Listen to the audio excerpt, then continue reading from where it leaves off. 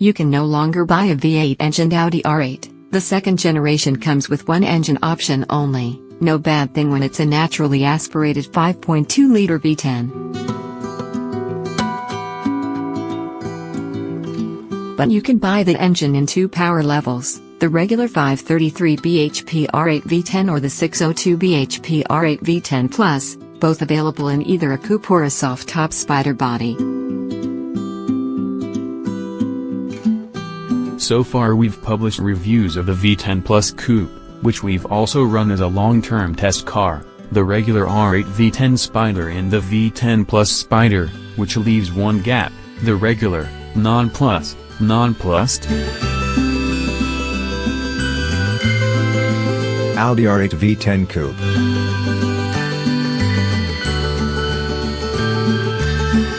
Earlier this year, we drove from the UK to the Nürburgring 24 hours race and back in just such a car. Here's an account of how it stacked up as a grand tourer.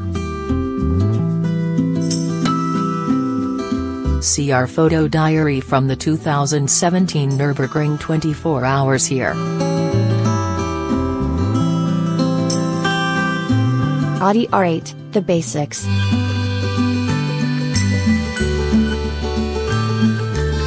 The MK2 R8 was launched in 2015, replacing the much-loved original that had been around since 2006.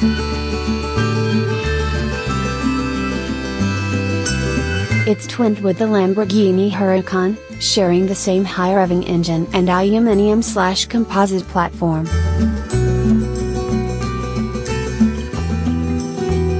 Said engine is probably one of the last of its kind. We're unlikely to see many more mainstream supercars with a cylinder count in double digits, cubic capacity starting with a 5, and without turbochargers. This time there's no manual version, all R8s using a 7-speed twin-clutches Tronic gearbox, and all cars are all-wheel drive, although very much rear-biased. Emptying a little interesting mud into the waters, from early 2018 another, limited edition version called the R8 RWS joins the range. The odd name sounds like rear-wheel steering, but actually stands for Rear Wheel Series - it'll be rear-wheel drive. That makes the car tested here, the R8 V10 Coupe, the cheapest, relatively speaking, route into all-wheel drive R8 ownership.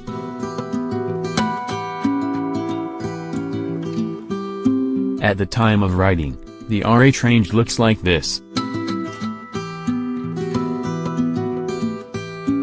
R8 RWS Coupe, limited numbers, 112,450 pounds.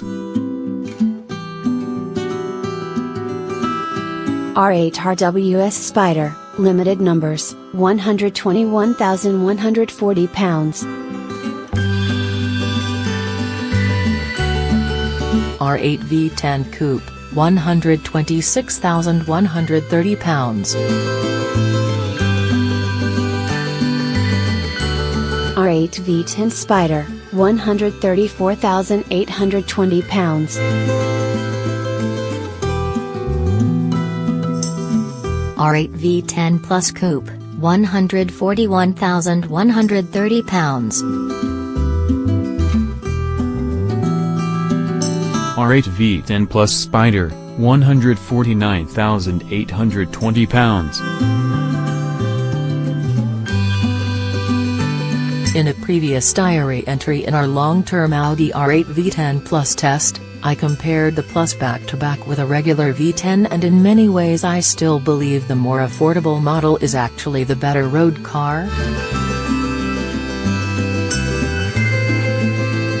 Its wavy steel discs are less oversensitively grabby than the ceramics from cold, making it easier to drive smoothly around town, and they're still plenty powerful when you need them. The regular car's pop-up spoiler lies flush with the tail when it's not deployed, which looks a little subtler than the fixed carbon ironing board on the Plus, and you probably won't miss the stiffer suspension on UK roads. What you do miss with the regular V10 Plus is bragging rights. It's slower from 0 to 62 miles per hour, 3.5 seconds for the V10 versus 3.2 for the V10 Plus, and at top speed, 199 miles per hour versus 205, if that matters to you. How good is the R8 at being a long-distance tourer? Over short distances, the 8 South African Rand is surely one of the most user-friendly supercars there's ever been. No speed bump is too high, no parking space too tight, no weather too foul. My main reservations about a long trip, based on many long motorway schleps in our long-termer, is the seat's lack of lumbar support, and the seriously small boot. Compared with a Porsche 911, a McLaren Sports Series, or even a Ferrari 488, all of which have genuinely sizable trunks, the space under the R8's bonnet really is tight, probably partly because of the extra set of drive shafts up front. I've previously had to drive our long-termer with bags belted into the passenger seat alongside me, but for the Nürburgring trip the R8's boot actually managed to swallow multiple squashy bags as well as photographer Tom Chapman's gear, without having to squeeze too much of it onto the luggage shelf behind the seats. By the time we leave the Channel Tunnel, however, the interior is already a heaving sea of clutter, water bottles, food wrappers, documents, etc.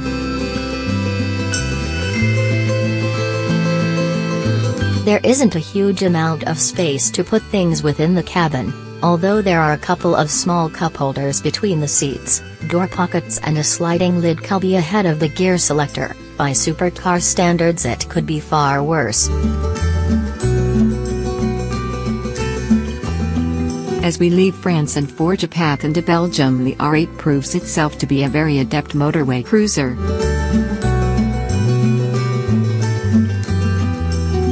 The wide tires kick out a bit of road noise, but otherwise it's incredibly well insulated, even by saloon car standards. The optional B&O stereo really kicks, too, although the bass occasionally gets a bit muddy. One issue I hadn't noticed in the UK is the sizable offside rear blind spot, which can make changing lanes occasionally tricky. Maybe it would be less of an issue in a left-hand drive R8, however, we were driving a UK